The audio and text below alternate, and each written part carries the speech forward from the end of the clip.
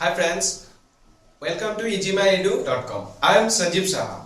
Today we'll continue the last session, that's real numbers seconds property, that is fundamental theorem of arithmetic. In this theorem we'll discuss about the main basis of this theorem. Here the theorem states that every composite number can be expressed, that is factorized, as a product of primes, and this factorization is unique apart from the order in which the prime factor occurs. Let's tell you about these composite numbers. I know everybody know this composite number. Then also a simple preview over the composite numbers. What it is? What does it means? It means a positive integers that is greater than 1 and that is not prime numbers. For example, 1, 2, 3, 4, 5, 6, 7, 8. Now, what does it say? Composite number is integer greater than 1. So, it is not composite numbers. It's clear to you. Second comes the 2, which is a prime factor. It's also not a composite number. 3 is also not a composite number since it is prime number. Now comes on 4. 4 is not a prime number and it also greater than 1. So we can say this 4 is a composite number. Similarly 5 is a prime number. Again 6 is not a prime number and greater than 1. So it can be said as composite numbers. Well friend, we have came to know about the composite numbers. So theorem states that composite number can be expressed, that is factorized, as a product of primes, and this factorization is unique apart from the order in which the prime factor occurs. Let's take an example. This is 104. We'll factorize it, that is 252, 226 and 213. As if this 104 we can write it as 2 into 2 into 2 into 13. This is simple factorizations of 104. Now we can write these factorizations also in this way, 2 to the power 3 into 13. This is the uniqueness. What we have said here, this is uniqueness of writing the composite numbers in a unique form. This states the fundamental theorem of arithmetic. Now we will discuss this theorem through an example, so it will be clear to you.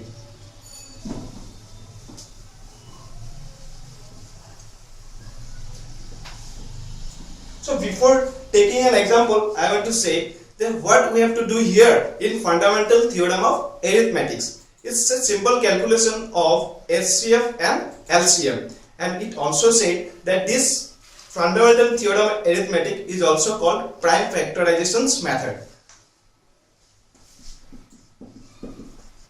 This HCF and LCM. So take the example 96 and 404. Here we will find out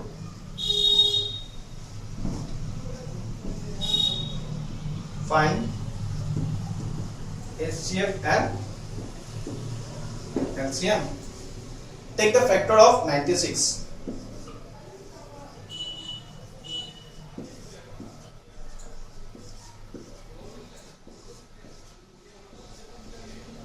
So we can say 96 is equals to, that is 2 into 2 into 2 into 2 into 2 into 3.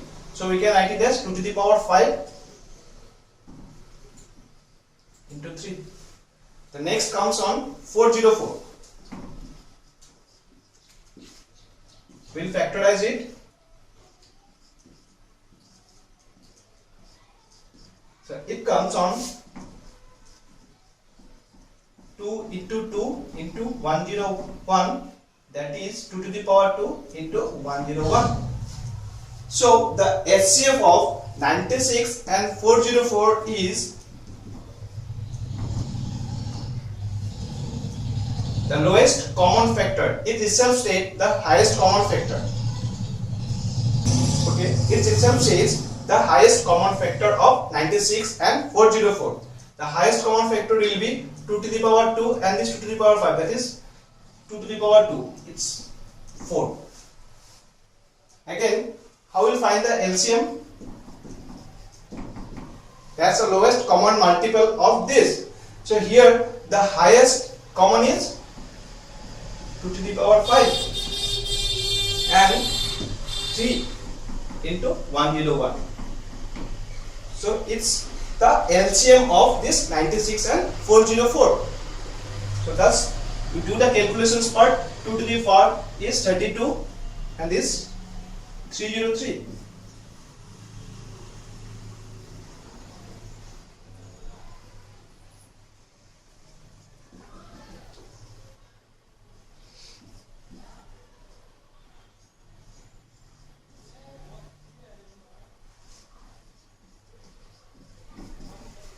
There is also another way to find the LCM. That is, LCM is equals to 96 into 404 divided by LCM of 96 and 404. What is the LCM of this? Is 4. Just cancel it out.